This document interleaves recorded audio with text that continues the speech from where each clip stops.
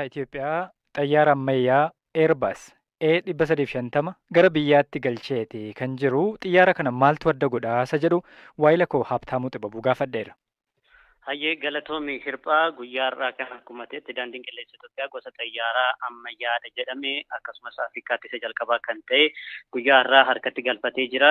Guyyaa kaleessaa walitti qabaa boordii daandii qilleensa Itoophiyaa kan ta'an Leetinaal Jeneraal Yilmaa Firdaasaa fi akkasumas hojii gaggeessaa olaanaan dhaabbatichaa Masfin Xaasaw iddoo argamanitti biyya Faransaatti ture kan wal harkaa fuudhinsi taasifame har'a ganama immoo gara magaalaa Finfinneetti balali'uudhaan xayyaarichi naannoo sa'a 8 walakkaa yommuu ta'u buufata xayyaaraa idil addunyaa Booleetti qubateeti kan jiru. Wayita qubatus ministeerota dabalatee aangoonni mootummaa biroo dippiloomaatonni hojjettoonni daandii qilleensa Itoophiyaa akkasumas keessummoonni biroon simannaa ho'ataa isaaniiti kan isaan jiranii. Keessummoonni wayita xayyaarichi qubatu harka dha'uudhaan gammachuu isaanii ibsachaa turanii. Kana malees immoo akkuma xayyaarichi qubateen barmaatii wayita xayyaarri tokko buufata xayyaaraa haaraa tokko wayita qaqqabu kan taasifamu bishaan bitaa fi mirgaan facaasuudhaan simatameeti kan jiru. Daandiin qilleensichaa egaa xayyaara kan harkatti galfachuunsaa daandii qilleensichaafis ta'e akkasumas akka Afrikaatti taatee yookaan immoo tarkaanfii seena qabeessa akka ta'e hojii gaggeessaa olaanaa daandii qilleensa Itoophiyaa obbo Masfin Xaasaw dubbataniiti kan isaan jiranii.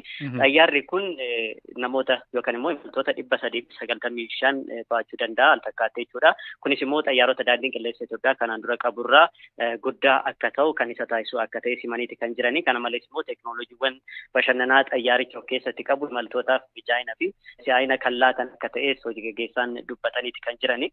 Dhimmi xayyaara kan adda isa taasisu inni biraan immoo boba'aa kan qusatu akkasumas immoo xayyaarota isa dura turan waliin yeroo madaalamu hammintaan aara kaarboon daayoksaaydii gadi lakkisu xiqqaa ta'uusaa akka ta'e simameeti kan inni jiru. Daandiin qilleensichaa xayyaarota gosa akkana 4 kan ajaje yommuu ta'u kun isa tokkodha. Kan hafan sadeen immoo ji'oota itti aanan keessatti gara biyyaa akka seenan hojii gaggeessaa olaanaa daandii qilleensa Itoophiyaa obbo Masfin Xaasaw himaniiti kan jiran. Habtaamuu Xibabuu odeeffannoo nu biraan geesseef galatoomii. Ameerikaa cimee itti fufeen Tiraamp fi Haaris kokkeetti wal qabaniiru. Lammiileen Ameerikaa immoo guyyaa filannoo kana keessatti nama waggaa 4 isaan bulchuu murteessuudhaaf sagalee kennaa jiru. Dhalattoota Itoophiyaa filannoo kanarratti sagalee kennan keessaa tokko Ida'uu Baqqalaati. Bulchiinsa Minesootaatti reefu akkuma sagalee kennanii baaniin dubbisneerra. Guyyaan kun guyyaa filmaataati. Guyyaa hawaasni biyyattii guutumaa guututti hiree erga biyyattii kennuuf irratti dhaabbateetiin nama isa bulchuu deemu yerootti filatu. Waa'ee hegeree biyyattii irratti hundaa'eetiin ajandaalee namoonni dorgomaa ta'an qabatanii deeman irratti dhaabbataniitiin filannoo geggeessu. Ammoo iyyuu haaluma gaariitiin uummanni baay'eetiin ilaatiin jira jechaadha. Mee imaammata isaaniiti irratti hundaa'uudhaan naannoo isin jirtanitti Minaapoolisitti hawaasni kam deeggarsa kamtu qaba isin biratti? Yeroo hedduu bakka jiru kanatti gareen dimokiraataatu yeroo baay'ee baroota baay'eetti injifataa ture.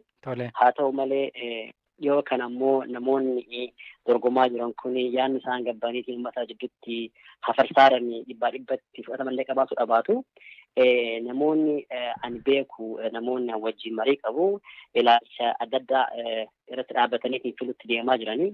Magaalaan an jiru kun seen Minisootaa itti bahiinsa filmaata irratti paartisipeshiniin baay'ee guddaadha. Ameerikatti iyyuu I think seetni kun steeta uummanni baay'een itti hirmaatu. Dargaggeessi, maanguddoon, hawaasni martuu, hawaasni mirga filu qabu martuu itti hirmaateetiin filmaata geggeeffatu jechaadha. Namni paartisipatariidha. Uummanni hirmaataadha sirna adeemsa filmaata kanarratti. Namni ma filataa. Garuu satisfaakshinii guddaadhaan filataa kan si'isuu hin danda'u. Ammootu uummanni ima filaa jira. Anuyyuu ganama kana deemee filuu danda'e.